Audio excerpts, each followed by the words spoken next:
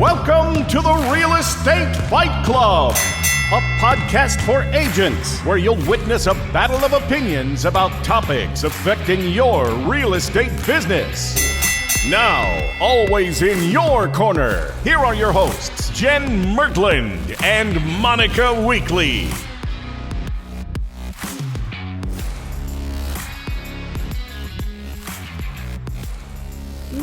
Welcome to another episode of Real Estate Fight Club. What's up, Jen Mertland? What's up, Monica? I'm pumped. Man, are we excited for our guest today? You guys, we bring in some heavy hitters. I don't know. This may be the heaviest hitter we've got going. So I'm super excited today to introduce you to Cyrus Mohseni. Welcome, Cyrus. Thank you. Thank you for having me. I'm excited to be here. This is going to be fun. I'm just excited you're on. I see Cyrus and I have already spoken. We're already friends on Instagram. So Cyrus is Team Mertland, and Monica, be prepared.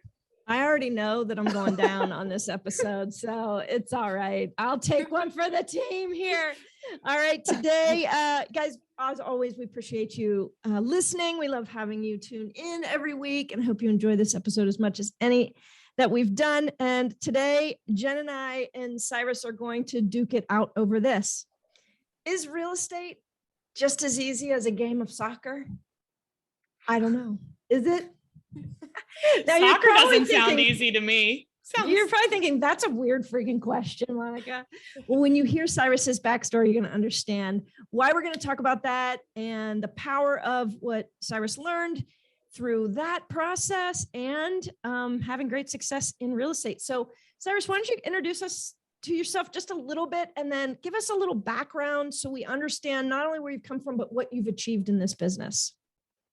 Oh, thank you. I appreciate you. A little background about me. I used to play professional soccer. I played, I actually, a couple of days after I graduated high school, I moved to Europe and I played professional soccer. I started playing competitively when I was around 12, 13, and then quickly became, where I ended up when I was 18 years old, moving to Europe and playing European football.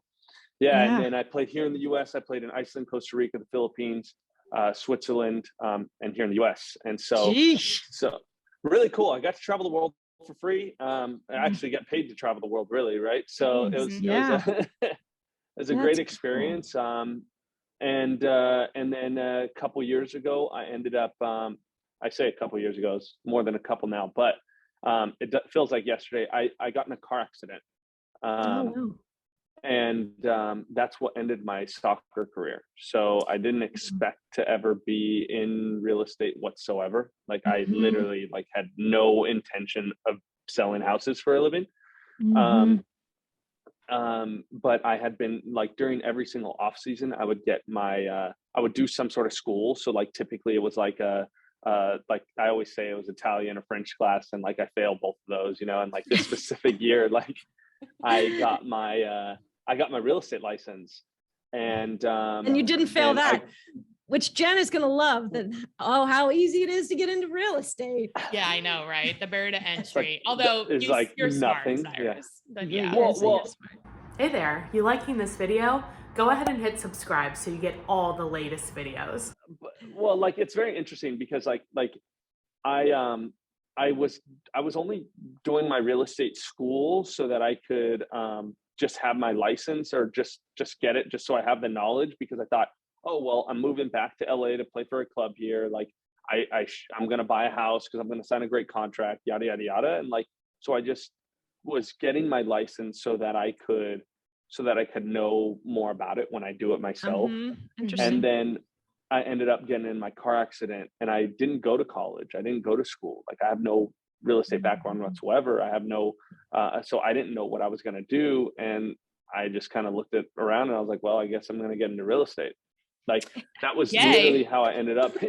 Exactly. Crazy. I'm curious though, Cyrus, I can imagine that there's a lot of correlations or lessons learned that you learned while you were playing soccer that have translated, because give the audience an idea of like your production and kind of like your world right now with real estate, and then relate how the lessons learned. Yeah. So like I'm National Association of Realtors 30 under 30. I got California Association of Realtors Rising Star. I'm Forbes Real Estate Council. I like when, you know, we just got actually one of my favorite awards that we got. We got the 7 Seals Award from the U.S. Department of U.S. Department of Defense for supporting veterans in work, and it's like a very prestigious award. I'm really excited about it. We just got Inc. magazine 5,000 fastest growing companies in the world. Wow, and cool. So it's really, really exciting. And so like background wise, I mean, I sell about 100 homes a year, you know, one of the top agents in the country now. And it's like I said, like I say a couple of years ago, it was about 6 years ago. So I haven't been in this industry for, I mean, my peers, I have peers that have been in the industry for 20, 30 years, you know, I haven't been in the industry for that long. But I think that with sports and real estate, I mean, sports and business in general are very synonymous. I think that they both take pure work and pure dedication, and I think that they both have a lot of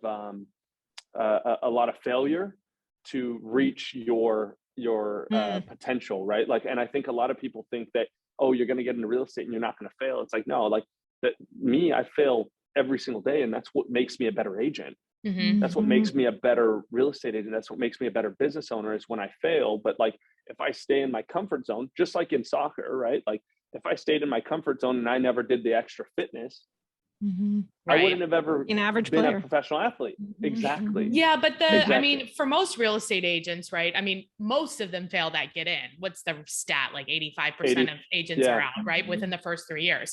But that year 4 to 6 is when, if you've been doing the work, you really pop. But there's so many distractions. How did you stay focused, and like, how did you know what to do? I failed a lot really fast. Like, so it's so you got any good because stories about that? Yeah, how did you? Let's hear about those. We like those. It's okay. So also I had success very fast, and like when people talk to me about like just business, like let's talk about just business, not real estate, not any sort, just let's build a business here. Like, the reason that my business has been so successful over such a short amount of time is that I've taken the opportunities that come my way. And yes, maybe I failed, but by the time you started, because you've been thinking about it for 6 months. Team Mertland? Do I hear Team Mertland? Yes. I've already executed 7 times and failed 6 of those times. So my seventh time that I, in month 6 or year 1, that you've gotten to start, I've already failed and gone through all of the stuff that's messed up, right? Where did you learn to process failure? Because this is the moment that there is that moment of failure that you do something different than most people. What is that? Where did I learn to process failure? Okay, so I think I never really liked school. Like, I actually hate school. Like, I love learning. I absolutely love learning. But I hate school. hate the restriction around it, probably. Exactly. You have to learn this or this, and you got to be tested. You have to do it this way. Yeah. I never liked it. My mom always, like, growing up, would always tell me, like, hey, you could do anything if you put your mind to it. And I truly, truly, truly believe that. Right. Like, I truly believe that if I want to accomplish anything in life, I can do it as long as I show up and I put in the work. And that's probably why I have I actually I told my business partner this last night. We just got back from Indiana. We just signed a huge development deal. Nice. It's probably one of the biggest deals of my life. I mean, it is the biggest deal of my life that I'll do. And congratulations. That's great. Thank you. It was literally yesterday. So it was like really new. Nice. Still in the processing section, you know? But I told my business partner last night, I was like, I really feel like I can't lose. And he looked at me and he just started laughing. I was like, no, like not that like I always win. It's that even when I lose, I win. I learn. Yeah. Right. No matter what it is, you are going to learn or succeed out of it. The worst that's going to happen is I learn a new lesson and I just move on and I do something bigger. Right. Yeah. So that's a skill set though. That's a mindset muscle that most people don't develop or tap into. I think that's actually a really important thing. I think that I don't know if it's, I might say something wrong here, but I don't know if it's something that people don't develop. I think it's people choose not to use it. Fair. Right. I think that most people, and I always say this is life is a lot about choices. And like when we have, for instance, me getting in my car accident, I have a very good excuse to most people to sit there and say, well, I didn't make it in soccer. I'm working a 9 to 5. I'm doing my thing. I was playing professional soccer, but I got injured and now I can't play anymore. So this is where I'm at. Right. But no, I made the choice, the active choice to sit there and say, no, I don't want that life for myself. I want this. Right. And I could have said, I failed at soccer because of this. Right. Or I could say, hey, I'm winning in life because I made the choice to go push and become better. Yeah. Right. And so I think a lot of it is like a daily choice that we make. And it's little things like, hey, we didn't get that listing the other day. Well, am I going to choose to be upset that I didn't get that listing and use that negative energy to sit there and just kind of be like, I didn't get it. I need to, or am I going to sit there and say, okay, let me analyze it. Let me see. Well, when this person said this, if you go into a meeting and you leave a meeting and you didn't learn anything, I think you're wasting your time with any meetings, right? Like whether it's good or bad, right? Whether you're someone else is trying to teach you something, you have to be able to accept that you could be wrong. And I think that's the first step to like understanding like failure is a good thing, right? Like it's not, you don't need to be right. Take your ego out of it and be okay with being wrong. And then what you'll realize is you're wrong most of the time, but that makes you right more times. Right. But I think nobody knows everything. No, nobody does. And there's so many right ways. Yeah. Especially in this business. Yeah. But I think like what you guys are saying is right. It's like you've learned to process failure, but what you're also describing is that you also just start quickly. Like you just are in action all the time. So give us an idea of like how you're in action every day, working, not only doing the activities that like require that like get you buyers and sellers and deals and things like that, but like also on your business and growing the business. So what I tell it, I actually told my team this the other day. And what I tell literally everybody is there's 3 steps to accomplish anything. Only 3. Visualize it. This is 3. It's very simple. That's like we complicate things so much. I really truly think that like as human beings, we just complicate things so much. So like I say the first step is visualizing. Second step is mapping it out. And the third step is to execute it. Like really that's what it comes down to. If you want to, and how fast does that happen? And that's the thing, right? So this is the big thing is there's a lot of people especially in this industry that are that visualize. They're amazing visualizers, right? They're amazing at saying, look at my vision board, look at what I'm going to have, so on and so forth, right? But they're horrible at mapping it out. Like they just break down at the map out. But then you have people that can't visualize, but are great at mapping things out. Those are the people that do their business plan and they don't even have it. There's no clients. Yep. Exactly. Like, they don't know what their end goal is. They don't know. That's the difference, right? Oh. And then you have the execution, right? And where I think is the most necessary piece is the execution, right? Because you could visualize all day long and have no results. You could map it out all day long and have no results. But if you just execute, you may be able to get a result, right? Yeah. So sometimes it is the fact of ready, fire, aim, right? You have to start, right? So a lot of people get stuck in visualization compared to mapping, and then they never move on to mapping it out, and then they never move to execute. Now, you want a successful business, you need all 3, right? And is it going to be you doing all 3, Or are you going to bring somebody else to help you do 1 and 2 because you're very good at 3? Right. And that's where like building a business and in real estate in general, like you need to figure out what makes sense for you. Right. I know my strength is the execution. I know I'm very heavy on execution. Like I'll come up with an idea and I'll be like, all right, cool. Like the other day, I'm like, okay, this is how we're going to do it. Let's go. And let me try to execute it. And that also, that's also, do you think that came from, do you think that comes from your somewhere before professional athletics, or is that something, that execution part? Do you think that your experience as a professional athlete helped you in that? So I played goalkeeper. Oh, okay. Cool. That's the best position. That's agree, what I was. 100%. Yeah. You don't have to run as much. It's good. Yeah. Well, that's why I tell everybody I started playing goalkeeper because I just didn't want to run as much. And then I realized it's the hardest position on the field. So whatever. Yeah. But as a goalkeeper, right? Like when you commit, you have to commit. Like if the ball's a 50-50 ball between you and the other player and you start going out, if you stop halfway, you will lose every single time. Got it. You got to commit. Right?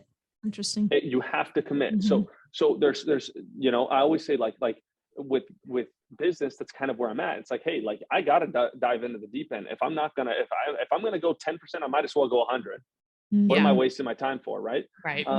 And then the other thing about like my position specifically is like, it's an organization position. So like my job was to make sure everybody in front of me was in the right spots and my system was in place so that I didn't have to make all of the saves. I'd rather go through a game where I didn't have to touch the ball because I was organizing and I was making sure my system was in place than go and make 10 saves and look like amazing goalkeeper. Right. Because it made my job easier. All I had to do was yell and tell people what to do. I love that. Right? Yeah. And that's on the real estate side too. Like if your systems are in place, if you have the right systems and the technology, then you're not going to have to feel like you're running with like a chicken with your head cut off. Right. Well, that's leadership too. That's leadership. And whether you run a team or you're just running a single business, you're leading, you're influencing. And that's what you were doing as a tender as well, as a goalkeeper as well. That's really cool. Yeah. I love it. Let's take a break, hear a word from our partners. And when we come back, we'll get some more keys to success. Some final thoughts. Are you ready to grow? Maybe ready to start a team or at least hire out some leverage? Well, let's get your foundation checked. Go to mygrowthscore.com and take a free business assessment. Now, this assessment was designed and created by my coach, Coach John Kitchens. It helps you discover which of the 8 growth factors could be holding your business back. And just like a house, it's important to make sure you have the right foundation before adding that second story. So go to mygrowthscore.com and find out how you rank. All right, welcome back. Let's get back to the battle inside of the ring. I can tell you that I can tell that you are definitely Team Mertland for sure in your approach to the business. But I will also tell you, everything you have said, I agree with. And, coaching and training agents, like this is really good stuff. Really, it's kind of back to basic stuff, but that's the whole thing is there's no need for the magic sauce here. It just kind of is really that simple. It's just not easy. And I heard on Instagram, you guys have to follow him on Instagram, by the way. I heard you saying what your schedule was when you started and that you would call in the morning and you would door knock in the afternoon and you would call in the next morning and you would door knock the next afternoon. And on Saturday and Sunday you did open houses. And so your schedule was super simple, but the hard part was executing on it. Did you ever have days that you didn't want to do it? And how did you get through that? Every day. Are you kidding? Every day. I was a professional athlete and I hate going to the gym. Like this is what I try to tell people. Like, it's not, again, it goes back to choice, right? It's not like, this is like, people look at me and they're like, oh my gosh, Cyrus, look at what you've done. And oh, you're great. But I'm like, look, like I'm not anything different than you are. Like, I really am not. I just show up every day. Did you guys when catch I don't that? want to. Yeah, right. Louder for Yeah. the people in the back. Yeah, that's right. Do you think that's know? one of the biggest problems today of why there's like such a failure rate in this business is because people aren't showing up, or do you attribute it to something else? I think there's I heard a statistic that we are the most sold to industry throughout any other industry, real estate, Realtors whatever it looking is, for right? the silver bullet. Realtors, Yeah, yes. yeah. And I think True. that's going to play into it, but because I think that a lot of people getting into this industry, they think, oh, I can get into this industry and I can sell a couple houses, make XYZ amount of money, and look at me, I'm great, right? Like, and Right. like the reality is, it's like no, it doesn't work like that, right? The reality is, you can't take a piece of technology and replace hard work. You just can't. I wish you could, because I would love that. But Right. but the reason that the successful agents are successful and the unsuccessful agents are unsuccessful is one prioritizes putting in the work and showing up every day, and one doesn't. Right. Some people, and I think that the other side is a lot of people treat it as a hobby compared to a business. And Very true. We've got a lot of that going on. and that's where like for instance, I have agents that like I coach and that I talk to, and I tell them, like, I'm like, hey, look, like you've gotten okay, what's your schedule for today? And well, I think around 10 o'clock I'm going to do this, and then after that I'm going to do some follow up, and then kind of go from there. And I'm like, no, that's not how you operate. Like, you want a successful business, you need to tell me from 8 a.m. to this time I'm doing this. From this time to this time I'm doing this. I'm going to show up. And then when you wake up at 7:30, you better show up to work. Just because your boss isn't going to get mad at you for showing up work late, like why are you treating yourself that way? Right? Like, you don't treat, you go work at any 9 to 5, 24-hour fitness across the street right here, and you get a job at the front desk and you show up 10 minutes late, you're gonna Enough get in times. trouble. Yeah, that's right. You're gonna get in trouble. That's You're not gonna be there, right? So why would you treat this anything different when you're making 10 times the amount of money you'd be making at 24-hour fitness? The opportunity is huge. Have some respect for yourself and show up. Well, I'm curious. Oh, sorry, Monica, go ahead. That's okay. No, go ahead.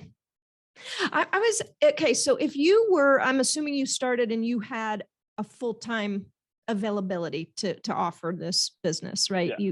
You didn't have another job when you started, correct? Correct. Yeah. Well, So I mean, yes and no. I coach kids. I coach soccer. Yeah. Okay. Got it. Yeah. If you were a full-time mom or a full-time dad, or you had a part-time job, or you were just starting out and you didn't have the full hours to dedicate, what would you have done differently in some way? Or what do you think? I'm trying to offer the sort of, hey, there's always a way. And I believe that you would have found a way no matter what your schedule was, if that's what you decided to do. So what would you have done if you had limited time? It's my saying that I always tell people is by any means. By any means. By any means necessary. Like let's break this down. I have an agent. They have another job, full-time job. They make around $5,000 a month. I said, okay, so what do you need in order to leave that job? Right. Well, they want minimum 3 months to be able to have in their savings account, be able to save, yada, yada, yada, Great. of expenses and everything. I'm like, great, cool. Okay. So now how are we going to get there? Right. And then it's about the process. It's about mapping it out, right? We're going to visualize that we're going to get there, right? We want this much money in our bank account. We want 15,000 in our bank account just in case. And then I can let go of this job so that I can operate on this full time. Right. But here's where agents get mixed up, and where people that, are part-time and things like this they don't go into it by any means. They go into it as, oh, eventually I'll get there. Yeah. They go into it they're crawling instead of running. Exactly. And it's like at the end of the day, it's like priorities, like what's your priority here? Like, do you want that, or do I want that for you? Right. Like, and that's where it's going to come down to. Do you want to not work that 9 to 5? Right. Do you want to have actual financial freedom so that you could spend more time with your kids? Right? Yeah. So maybe you need to, I don't ever say it's sacrifice, right? Because I don't really think it's a sacrifice if you're showing up every day. I think that you're doing what's necessary for you to get here, right? Right. I last year at the end of the year, I paid my mom's house off. Nice. Yes. My Awesome. one of my life goals, my biggest accomplishment, pay my mom's house off. My mom doesn't have to pay another mortgage payment, just put solar on her house. I mean, I'm like stoked about this. This is my whole life goal. But now there was a lot of times before that people don't see that my mom asked me for something and I couldn't give it to her. Yeah. Because I had to realize what the bigger picture is. Right. Right. So Right. maybe So good. Yeah. That's good. And that's where like I think that a lot of people that are in part-time, like they need to look at the bigger picture and say like, okay, look, like by this time I want to be done with XYZ. I don't want to stress over, this. I don't want to have my kids get picked up by somebody else. I don't want to have to go to work at PF Chang's at night and be stressed out and then wake up early in the morning. I don't want to have to do that. So what am I going to be willing to do now to make sure that I get to there? Yeah. It strikes me that some people look at that job as a reason why it won't happen, and others look at that job as why it will happen. Right. Like, Exactly. and it's Yes. just a decision. To your point, it's a choice. Like that's either going to be your excuse it doesn't, or it's going to be the reason it does happen. Because there's somebody that's given pretty much the same opportunities as we were, but they're in a totally different place. Yeah. Yeah. And that's the thing is like going back to like what my mom always said growing up, as you can tell, I'm a mama's boy. My mom always said you could do anything in life. Like if you want to do it, you put your mind to it, you could do it.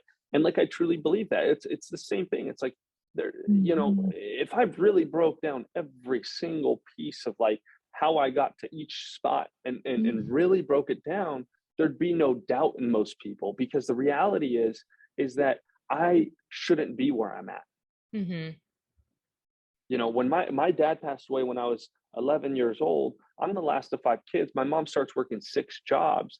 I shouldn't be where I'm at. And I have a very good excuse to not be where I'm at. Right. If I wanted to choose that excuse. Right. But at the end of the day, I didn't want that. And I don't want that for my life.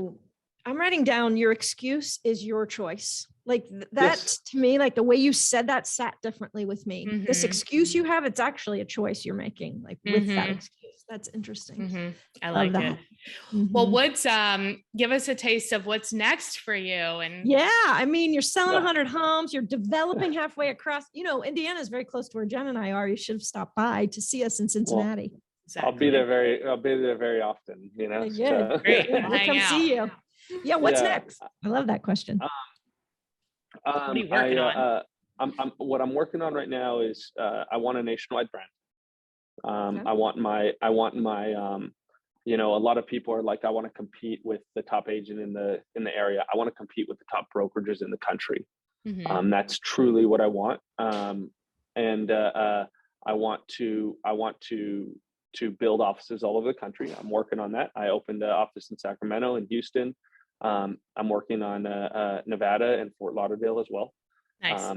I want to compete with that, and then I want to develop and build and really create like the coolest thing for me is like my systems and what I have and where I'm at is like I'm able to provide value for a lot of agents, and I want to build that out, and I want to be able to change the industry, try to get this 85% fail rate in the industry down even lower, right? Like, I mean, we got to start by blowing the whole thing up, Cyrus. Man, you and Jen can blow it up. She wants to blow it up. Then we can have an apprenticeship training, so like not everybody can get in.